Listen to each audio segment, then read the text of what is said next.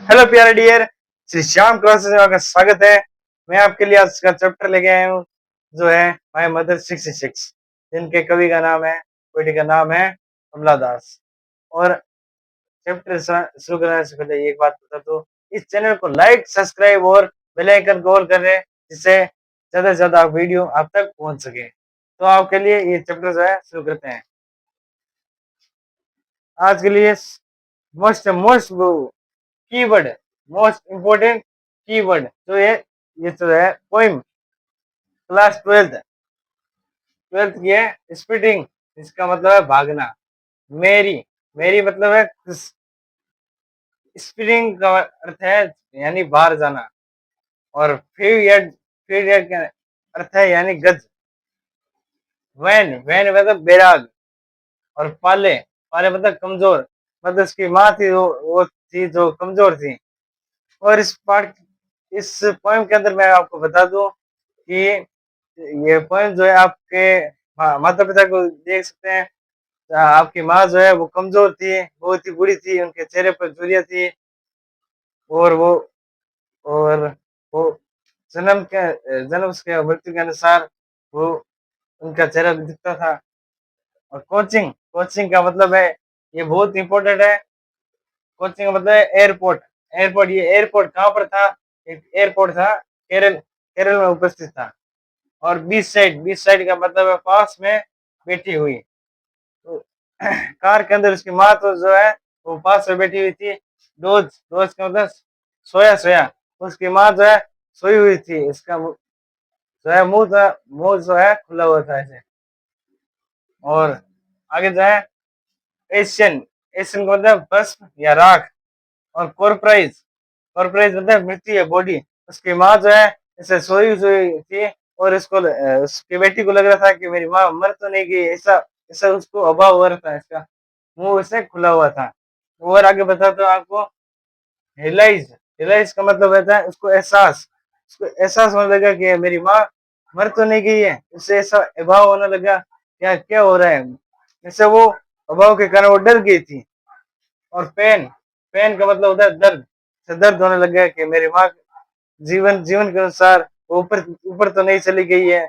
और away away मतलब दूर, उसकी माँ जो है दूर भेज दिया गया है। और बाहर। और ये जो मीनिंग है बहुत इंपॉर्टेंट है। इस पोएम के जो है इंपॉर्टेंट कीवर्ड है, इंपॉर्टेंट की वर्ड, इंपॉर्टेंट कीवर्ड है। और ये चैप्टर जो है क्लास ट्वेल्थ के अंदर जो है पूछा जाता है हर साल। क्लास ट्वेल्थ चाहे ये जो मीनिंग है तो एनसीईआरटी के द्वारा पूछे गए हैं। एनसीआरईटी, एनसीईआरटी के अंदर जब पूछा गया है, मतलब कोई भी सभी बोर्ड हो, इस वीडियो को आप देख सकते हैं। तो इसका रिवीजन जो है मैं फिर से करा देता हूँ आपको। देखो, स्प्लिटिंग, स्प्लिटिंग का मतलब होता है भागना। और मैरी का मतलब होता है खुश होना। और स्पिलिंग का मतलब होता है बाहर आना। और पीरियड का मतलब होता है गज। वान मतलब बैराग। पेल मतलब कमजोर, उसकी माँ जो है कमजोर थी। जैसे कि हमारी माता भी जो है वो कमजोर होती है उम्र के अनुसार। और जैसे आप ये चैप्टर जो है आप अपनी माँ के अनुसार भी देख सकते हैं। आपकी माँ की तबीयत कैसी रहती है, उनका चेहरा कैसा दिखता है पहले से, पहले नाम से अब कैसा चेहरा दिखता है, उस अनुसार ये जो चैप्टर है बहुत ही आसान है। आपको रटने की कोई आवश्यकता नहीं है। इस मोस्ट इम्पोर्टेंट कीवर्ड के बाद मैं इस चैप्टर का सार भी आपको बताऊंगा।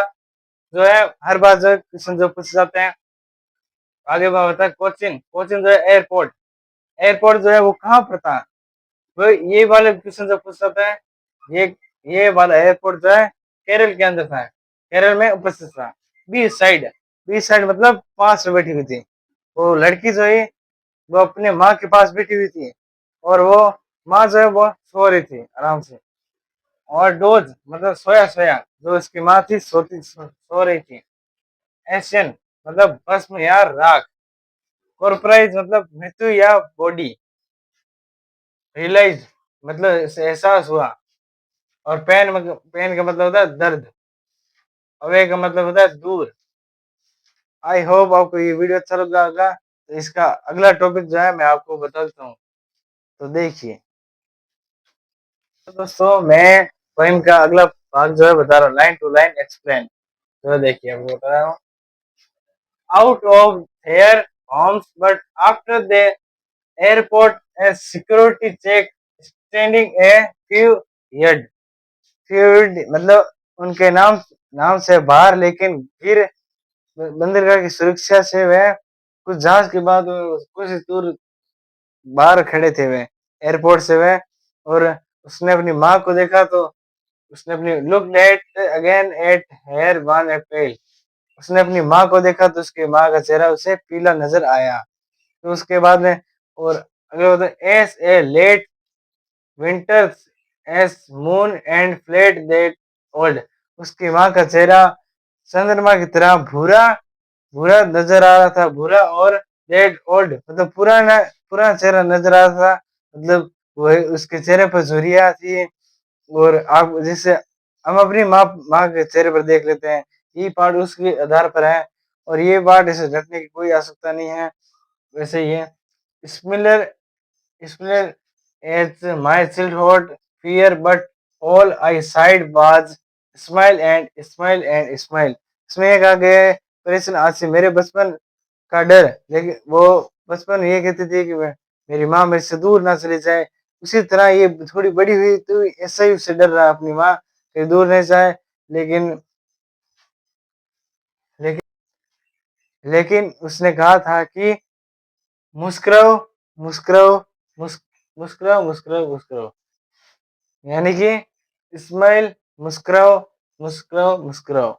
और आपको फिर से एक्सपीरियंस करा देता हूँ, out of their homes but after the airport, वह घर से फिर आफ्टर एयरपोर्ट में सिक्योरिटी चेकिंग करने के बाद बाद में यह वह अपनी माँ को देखने लगी, फिर उसको माँ का चेहरा पीला नजर आने लगा। फिर क्या हुआ, as a late winter as moon and fled that word, उसे अपनी माँ का चेहरा कैसा लग रहा है, वो ठंड में कैसा लगता है, थोड़ा सा एकदम सफेद राख धुंध की तरह उसके मम्मी का जो है चेहरा दिख रहा था। और आगे similar as my childhood as fear but all I sighed was smile and smile. इसमें ये कहा गया है कि बचपन का जो डर है वो हमेशा हमको अपने परिजनों या माता पिता के प्रति हमें हमेशा रहता ही है। इसलिए ये कवि ये कह रही है कि हमें हमेशा डरना चाहिए, मुस्कुराओ और मुस्कुराओ और मुस्कुराओ, हमेशा जिंदगी में मुस्कुराना ही चाहिए, दुख तो हमेशा आते ही रहते हैं। और आगे ये बात बताना चाहता हूँ कि ये चैप्टर बहुत ही चैप्टर के पोएम पोएम जो है बहुत ही इम्पोर्टेंट है। ये जो है पिछले 2024-25 सेशन में जो है ये क्वेश्चन जो है पूछा गया है, ये वाला सेशन वाला, मुस्कुराओ उसे क्यों कहा था, डर बच्चों को क्यों कहा था। आई होप आपको ये पोएम अच्छी लगी होगी। इस वीडियो को लाइक और सब्सक्राइब और बेल आइकन को जरूर ऑन करें, जिससे हमें ज़्यादा से ज़्यादा मोटिवेट मिलेगा और हम नए से नए ज़्यादा से ज़्यादा क्वालिटी के वीडियो बनाएंगे। Thank you.